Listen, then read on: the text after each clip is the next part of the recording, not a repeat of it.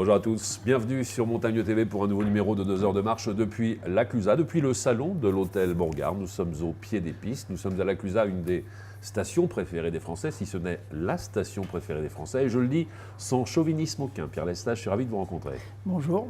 Merci d'être avec nous. Pierre Lestage, vous êtes le président du domaine skiable de France. Vous êtes également le président de la SATELC, c'est l'organisme qui gère les remontées mécaniques ici à la Clusaz. Oui, effectivement, on exploite la plupart des remontées mécaniques de la Clusaz. Je dis la plupart puisque une partie du domaine skiable, notamment celui situé sur le secteur de Manigot, est exploité par des privés, des exploitants privés, en l'occurrence la Belle Montagne. Et alors, j'ai appris que vous avez pris un nouveau mandat international, celui-ci, il y a quelques années. Je m'ennuyais en effet et de fait, j'ai sollicité un mandat qui me permet aujourd'hui de présider la Fédération internationale des exploitants de remontées mécaniques. Très bien. Alors, est-ce que la saison 2012-2013 a été une belle saison pour les remontées mécaniques ? C'est une belle saison qui a commencé dans de bonnes conditions, très tôt d'abord, puisque la neige est tombée dès le mois de novembre, si bien que notamment les clients qui achètent habituellement des forfaits saison les ont achetés en nombre, 10% d'augmentation de vente à ce titre. Et ensuite, ces bonnes conditions ne nous ont pas quittés. Et au surplus, il y a eu du soleil également, notamment pendant les week-ends. Vous le savez, de nombreux Lyonnais, Annéciens viennent à la Clusaz durant les week-ends. Ils ont profité pleinement de ces conditions absolument parfaites. Alors décembre parfait, février parfait. En revanche, tous les professionnels du tourisme, l'industrie de la montagne, ils sont tous plus ou moins d'accord sur le fait que le calendrier n'est pas franchement favorable pour vous en ce qui concerne les vacances de Pâques. Effectivement, il y a là une difficulté qui est posée depuis l'année 2009, puisque depuis 2009, le ministère de l'Éducation nationale s'applique à appliquer un rythme 7-2, 7 semaines de travail pour les enfants et 2 semaines de vacances, si bien que cela a pour effet de retarder et les vacances d'hiver et les vacances d'avril. Si bien que depuis 2009, effectivement, nous connaissons de difficultés extrêmement importantes au mois d'avril, encore plus importantes cette année, puisque cette année, le calendrier scolaire, les vacances de printemps ont été encore retardées d'une semaine, si bien que par rapport à avril 2009, par exemple, notre société a perdu 50% de chiffre d'affaires sur le mois d'avril. Cela représente une baisse de 3% sur la saison. Sur l'ensemble de la saison. De plus, cette année, au moment où les vacances ont démarré, certaines stations étaient déjà fermées. Oui, léger, par exemple, nombre de stations, notamment les stations de moyenne altitude, ont fermé dès la fin du mois de mars ou vers le 10 ou 15 avril. J'ajoute que les Parisiens trouveront 7 ou 8 stations, pourront aller dans 7 ou 8 stations qui resteront encore ouvertes. Alors, ce qui est pénalisant, c'est effectivement le calendrier. On se dit aussi qu'à cette période de l'année, les gens ont peut-être plus envie de soleil que de montagne. L'hiver a été long, a été rude pour tout le monde. Je ne suis pas tout à fait d'accord. Les clients apprécient le ski de printemps. À preuve, les chiffres étaient excellents durant les années 2000 jusqu'à 2009. Non, le problème qui est posé, c'est celui du calendrier scolaire. Les infrastructures ne pourraient rien y faire. C'est-à-dire qu'on peut rajouter des canons à neige, on peut avoir une météo favorable, on peut avoir des conditions d'enneigement particulièrement bonnes. Ce n'est pas pour autant qu'effectivement la clientèle... Non, si la clientèle est au travail, elle ne va pas en vacances, elle n'a pas cette possibilité. Et c'est le cas aujourd'hui. Beaucoup de Français sont au travail, les enfants sont à l'école. De fait, peu de gens sont en capacité de venir dans nos stations. Et est-ce que les autres pays, alors peut-être pas simplement en Europe, mais également en Asie ou aux États-Unis, sont confrontés au même problème ? Oui, c'est un problème qui est posé partout. Et il faut savoir que 80% du chiffre d'affaires de nos remontées mécaniques sont réalisés durant les vacances scolaires. Cela vaut en France, cela vaut également dans les pays étrangers. D'accord, très bien. Alors je sais que la saison ne va pas s'arrêter maintenant, la saison elle dure toute l'année avec les remontées mécaniques parce qu'effectivement il y a des aménagements qui ont été mis en place depuis pas mal d'années maintenant pour permettre aux pratiquants de VTT notamment de pouvoir remonter tout en haut des pistes. Ça leur évite de se fatiguer à la montée et de profiter pleinement de la descente. Oui, effectivement, les remontées mécaniques vont fermer, mais réouvrir en partie évidemment dès le mois de juin, en juillet et en août jusqu'à début octobre pour permettre notre clientèle estivale de profiter pleinement de la montagne. Alors je reviens un petit peu sur ce calendrier parce que ça vaudra pour l'année prochaine, ça vaudra peut-être encore pour les années suivantes. Est-ce qu'il y a quelque chose qui est en train de s'opérer entre les différents industriels, vous, mais également les hôteliers, les loueurs de matériel, les moniteurs de ski, les différentes écoles, pour faire en sorte de faire entendre le problème auquel vous êtes confronté auprès du gouvernement? Écoutez, oui, nous avons d'abord alerté. Et aujourd'hui, c'est le moment du bilan. Ce sera le moment du bilan, en particulier au mois de mai. Et ce bilan sera communiqué aux parlementaires, à la sphère publique, comme on dit, qui ensuite sera en mesure de prendre les décisions bonnes, je l'espère, qui permettra à notre clientèle de revenir dans nos stations au mois d'avril pour profiter pleinement du ski de printemps. Mais certains membres du gouvernement sont très attachés à la montagne, donc ils devraient faire quelque chose, j'imagine. Je l'imagine. Je sais qu'il y a 3 ans, par exemple, Luc Châtel était sur le massif de l'Étal vers le 10 avril. D'accord, il faut qu'ils reviennent, mais dans des bonnes conditions, et il faut que la station soit encore ouverte à ce moment-là. J'imagine que vous faites chaque année plus ou moins un podium des stations, les stations les plus fréquentées en France. Est-ce que la Clusa fait partie des stations les plus fréquentées? Fait partie des stations effectivement les plus fréquentées. On figure dans le top, je dirais 20 des stations de ski en France. Nous figurons à la 16e, 17e place, donc une place de choix évidemment. Loin derrière, je vous l'accorde, de la Plagne, qui est la première station et française et mondiale. Mais c'est une des stations qui offre en France le plus haut dénivelé, le plus fort dénivelé, je crois, la Clusa. La Clusa. Nous avons un dénivelé effectivement très important, du sommet de Balme au village, un dénivelé de l'ordre de 1500 mètres, c'est pas rien. C'est pas rien. Il y a environ quoi, 60-70 remontées mécaniques sur la totalité du domaine? Sur la totalité du domaine, il y a 54 remontées mécaniques, quelques 80 pistes, un domaine skiable extrêmement varié puisque situé sur plusieurs massifs, 5 au total, qui ont des caractères extrêmement différents. Le massif Borgard, par exemple, n'a rien à voir avec le massif de Balme que apprécient les clients qui pratiquent leur piste. Et le ski de fond et la raquette, tout ça, effectivement, sur le plateau de Borgard, c'est juste un grand bonheur avec une vue exceptionnelle. On voit même le Mont Blanc qui n'est pas très loin. Il est juste derrière la chaîne des Aravis ici. Écoutez, j'étais ravi de pouvoir discuter de tout cela avec vous. Ma dernière question sera toute simple. On parle souvent de mode en ce qui concerne la liaison entre stations de sport d'hiver. Est-ce qu'il y a encore de grands projets en France dans ce domaine? Il n'y a pas vraiment de grandes stations. Aujourd'hui, nous investissons beaucoup, mais nous nous attachons surtout à renouveler le parc existant. Et à mon avis, on ne le fait pas suffisamment comparativement, par exemple, aux Autrichiens. L'an dernier, pour mémoire, nous avons investi 300 millions d'euros en France, alors que les Autrichiens investissaient à hauteur de 500 millions d'euros. Voilà un défi, à savoir le renouvellement de notre parc, si bien que nous ne sommes pas aujourd'hui en capacité d'agrandir, de sortir, comme disent certains écologistes, des enveloppes existantes. Rajoutez cela dans l'enveloppe que vous enverrez au gouvernement pour qu'il vous aide également dans cette démarche. Merci beaucoup Pierre, j'ai été ravi de vous rencontrer. Merci. On se retrouve d'ici quelques instants, toujours à l'hôtel Borgard, toujours à la Clusa, et cette fois-ci avec le maire de la Clusa, et M. Perilla, qui est adjoint au maire et qui est en charge du tourisme et de l'événementiel.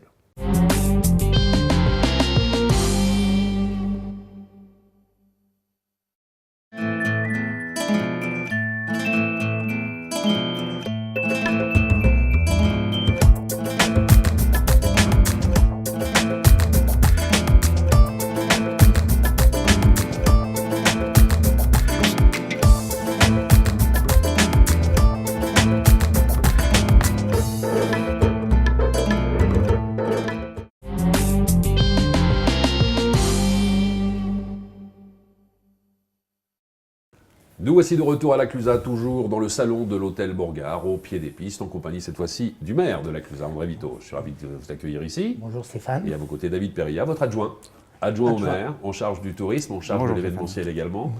Et là, il va y avoir du boulot, David. Parce que là, il y a le Rock des Alpes qui est dans quelques semaines. Qui est dans quelques semaines, oui. Et ça va être un événement majeur pour la saison estivale, je dirais, à la Clusa. Tout à fait, un grand événement qu'on organise en première année, donc cette année. Et tout de suite, à la fin de la saison, il va falloir recommencer à préparer l'été. Les dates, c'est 14, 15 et 16 juin. 14, 15 et 16 juin. On va y revenir d'ici quelques instants. Vous allez nous parler de toute cette organisation, du monde également qu'on attend ici pour cet événement ô combien majeur. On va faire un premier bilan de cette saison 2012-2013 avec le maire. C'est un maire heureux. Je vous vois ravi. Ah bah, tout à fait. J'espère on espère tous que les années à venir seront ressembleront à celles que l'on vient de vivre, parce que nous avons eu de la neige très tôt, nous avons eu de la bonne neige tout l'hiver, il n'y a jamais eu de grande période de mauvais temps, même si le soleil a manqué quelquefois pendant les week-ends. Mais autrement, tout s'est bien passé. Et si on nous annonçait que les autres saisons seront identiques à celle-ci, nous signons tout de suite. C'est une station qui a une âme, la Clusaz. J'en parle parce que je la connais bien, ça fait quelques années maintenant que je viens chez vous. C'est pas la station usine, loin de là. On vous calcule en fonction de ce que vous avez à l'intérieur du cœur et non pas en fonction de la couleur de votre carte bleue, et ça, c'est plutôt pas mal. Alors la Clusaz, depuis le départ, c'est une station, c'était un village plutôt, un village d'agriculteurs, donc de paysans. Et lorsque le sport ou le tourisme s'est développé, certaines personnes qui étaient toujours agriculteurs, et vous savez que les agriculteurs sont très attachés à leur terre, Oui. Ces gens-là ont eu une vision un peu plus lointaine pour parler de l'avenir et ont commencé à se lancer dans le tourisme et à créer le premier club des sports dans les années 1923-1925 avec un vieil instituteur, il faut connaître l'histoire, un vieil instituteur qui ne mettait pas les pieds à l'église et un curé qui lui, bien sûr... Ne mettez pas les pieds sur les pistes. Si, bien sûr. Mais l'instituteur et le curé avaient pour mission, enfin s'étaient donné la mission de développer les jeunes au sport tout en conservant leur âme. Comme il faut. Donc, ces deux personnages se rencontraient tous les dimanches et buvaient l'apéritif ensemble après la messe. Donc, vous voyez, c'était une belle histoire. Ils ont créé le club des sports, ils ont créé la patinoire, ils ont lancé la station. Avec un maire, si vous permettez, et avec un maire qui était aussi visionnaire, un personnage qui est resté 33 ans maire à la Clusaz, et donc qui a participé lui aussi à cette évolution, et un maire qui était agriculteur. Je vous souhaite la même longévité, André. Ça sera difficile. On verra bien, on verra bien. Ce qui est surtout agréable, c'est que ça s'est développé, je dirais à chaque fois, à dose homéopathique. On n'a pas vendu son âme au diable, on ne se retrouve pas avec des gros complexes immobiliers, c'est effectivement des petits chalets, des accumulations effectivement de programmes immobiliers, mais sagement dosés, je dirais.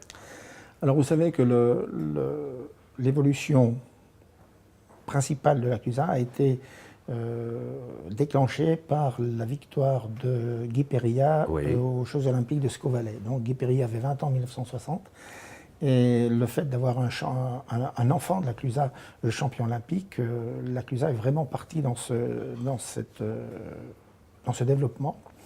Et puis il faut dire aussi qu'on a eu un maire à l'époque, aussi un maire qui était visionnaire, qui s'appelait Yves Paulet-Villard et qui était guide de haute montagne, professeur à l'école nationale de ski, qui restait 20 ans maire. Et lui, lorsque la Clusaz s'est développée, s'est tout de suite rendu compte que faire de grands immeubles, on allait abîmer notre âme, on allait changer d'âme.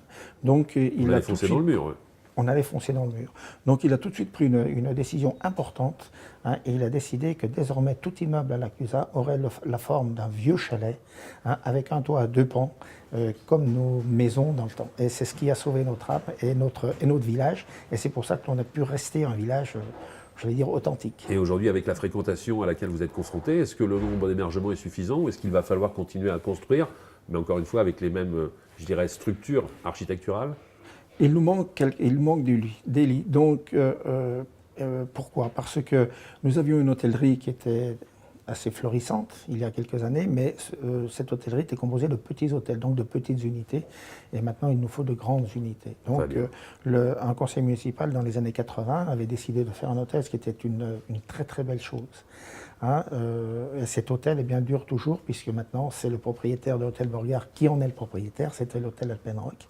Et ensuite, bien sûr, ça n'a pas été le seul. Il y a eu beaucoup d'hôtels qui se sont construits, notamment les hôtels Carlina, Beaulieu, mais certains ont, à cause des successions, à cause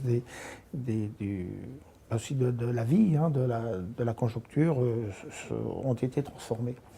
Et nous, maintenant, ce que l'on essaye de faire, c'est de construire encore des lits. Parce qu'il faut savoir, par exemple, que l'année dernière, nous avons perdu 300 lits. Donc il nous manque encore, dans les Aravis, environ 1500 à 2000 lits. J'ai bien dit dans les Aravis, pas uniquement à la Clusaz. Je parle aussi des Grands Bornand. Et donc, il nous manque encore 2000 lits pour pouvoir, avoir une structure, une structure hôtelière suffisante pour pouvoir tourner toute l'année. Mais on ne veut pas non plus devenir une grande station. Nous avons notre image. Nous avons notre image et nous voulons rester ce que l'on a. Très bien. On Devenir évoquait de la Guy Perilla. qualité, mais pas de grosses structures. Pas de blabla du résultat, Voilà. c'est ce qu'il faut. On évoquait Guy Perilla il y a quelques instants. Lien de parenté, j'imagine. De loin. De loin. De loin, oui. Petit Avec mon cousin, père. petit cousin. C'est plutôt un cousin de mon père, oui. Plutôt un cousin de votre père. Alors vous êtes en charge de l'événementiel, du tourisme ici à la Clusaz. On a évoqué effectivement cet événement majeur Tout à fait. au mois de juin prochain. Le Rock des Alpes, première édition du Rock des Alpes ici à la Clusaz. Première édition pour 5 ans déjà. C'est-à-dire que ça remplace le Rock d'Azur qui avait déjà une notoriété très importante ou ça vient en complément du Pas Rock du d'Azur? tout, non, l'histoire en fait c'est ASO, donc Maurice Sport Organisation, Ouais. qui a racheté le Rock d'Azur donc l'année dernière. Les organisateurs du Tour de France. Les c'est quand même organisateurs pas du Tour de n'importe France, qui. oui. Et eux, ils avaient l'idée en tête de développer ce Rock d'Azur, puisqu'il avait quand même une belle ampleur, et de faire un rock en ville. Donc ça, je D'accord. crois que ça sera pour l'année prochaine, et de faire un rock en montagne.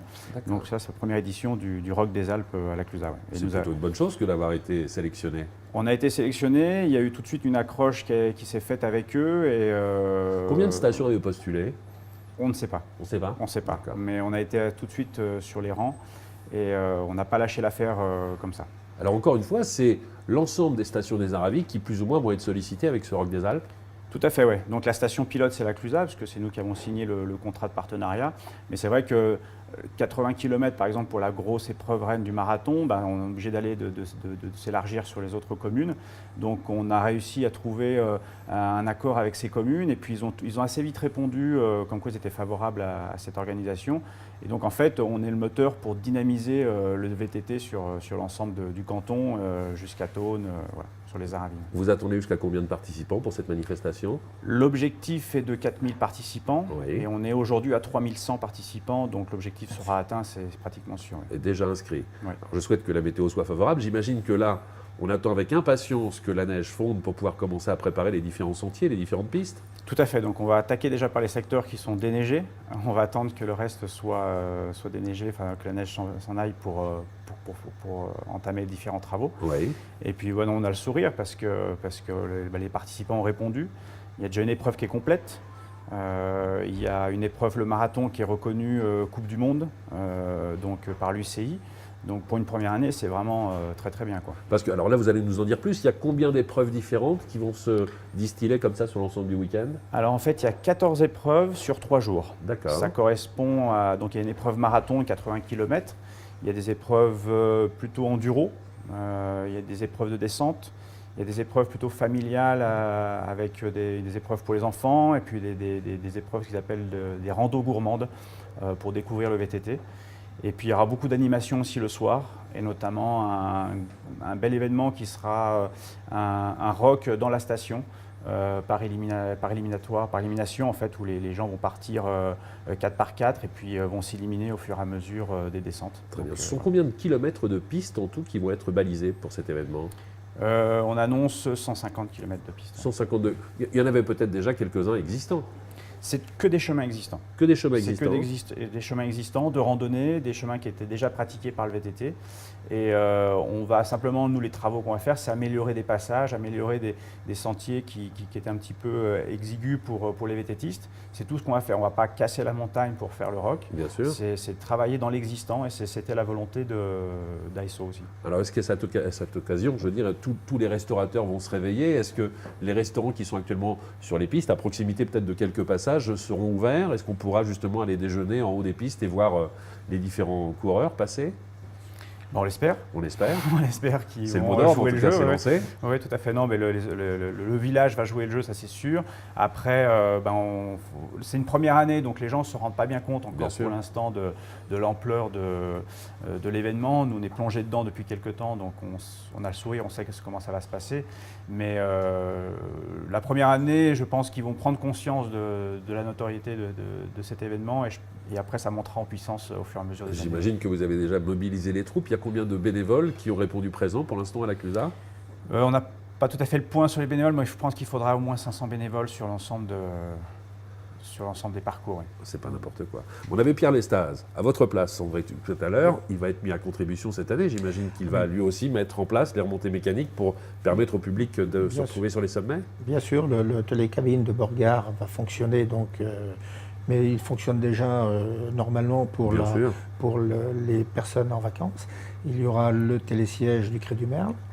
Et nos amis, nos voisins, hein, donc de Manigot et du Grand Bornand, ouvriront spécialement des remontées mécaniques pour certains parcours, bien sûr gratuitement. Et voilà. Donc ça, vous voyez, c'est l'entente des Aravis. Ça, c'est parfait. Même si l'on est concurrents, nous sommes amis. Voilà. Il y a des querelles de clocher, mais ça reste des querelles de Ça, clocher. c'est pour le folklore. Ça, c'est pour le folklore. Quand on signe le Rock des Alpes, on le signe pour 1 année ou pour 2, voire 3 années? Comment ça se passe exactement? C'est pour voir la première année, dirons-nous, et d'un côté et de l'autre? Non. Nous avons signé 5 ans. 5 ans. 5 ans parce qu'il il y a quand même des travaux à faire. Bien Donc sûr. ces travaux, il faut qu'ils servent. Ce Rock des Alpes, nous l'avons signé 5 ans parce que c'est un peu le point de départ de tout un programme de chemin VTT, même piéton si on y va, hein, si on va par là, et qui un parcours, tous les parcours qui vont se pratiquer sur toute la communauté de communes. Donc si l'Aclusa est l'élément moteur pour la première année, toutes les 13 communes de la communauté de communes joueront le jeu et bien sûr nous ouvrirons des parcours sur toutes les communes de manière à faire d'offrir aux gens du VTT, mais sous toutes ses formes, aussi bien familiales que sportives. Voilà. Je vous souhaite plein de bonnes choses pour cet événement. On rappelle les dates. 14, 15 et 16 juin. 14, 15 et 16 juin prochain. Retenez les dates. La petite reine se fiance avec l'Aclusa. On dira cela comme ça. Merci David. Merci mille fois. Merci. Merci à bientôt. Stéphane. À bientôt. À bientôt. À très bientôt. On va conclure ce numéro de 2 heures de marche avec un extrait d'un portrait qu'on vous propose actuellement sur Montagne TV, le portrait de Jean-Christophe Ruffin. C'est l'un des premiers élus de l'Académie française, le plus jeune élu de l'Académie française, un personnage qui adore la montagne et qui manie également la plume avec une main de maître. Portrait de ce personnage ô combien trépidant, extrait sur Montagne TV. On se retrouve très prochainement pour un nouveau numéro de 2 heures de marche. Au revoir.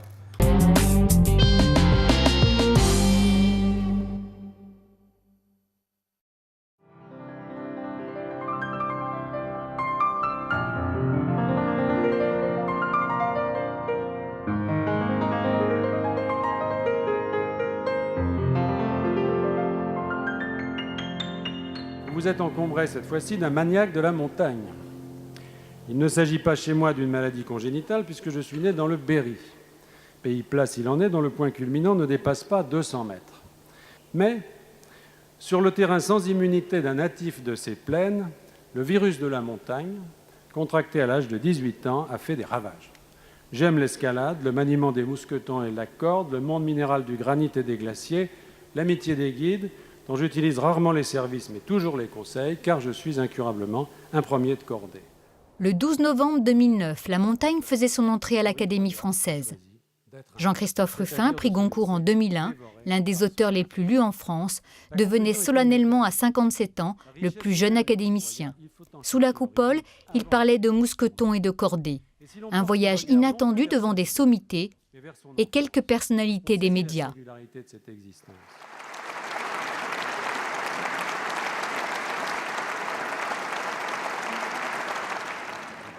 Même les grands écrivains de montagne n'ont pas été tellement représentés ici. Il y a eu des écrivains qui se sont consacrés au voyage, comme Kessel par exemple. La mer a été souvent évoquée ici. Il y a eu des officiers de marine comme Claude Farrer, il y a eu des marins comme le commandant Cousteau par exemple, il y a eu des passionnés de voile comme Éric Corsena. Bon, donc la mer est un milieu qui est souvent évoqué ici, pas la montagne. L'académicien alpiniste avait exploré plusieurs voies avant d'entrer sous la coupole. Médecin, dirigeant de grandes organisations humanitaires, ambassadeur. Un humaniste qui a choisi les Alpes comme terre d'adoption dans les hauteurs de Saint-Gervais, au pied du Mont Blanc. À l'œil nu, c'est pas facile à voir, mais il y a la trace des gens qui montent, enfin, cette heure-ci, ils redescendent d'ailleurs, du goûter. Entre le dôme, là, le gros dôme de neige, puis à gauche, il y a il y a un petit col. Ouais. Et là le jumelle, on voit très très bien. Hein.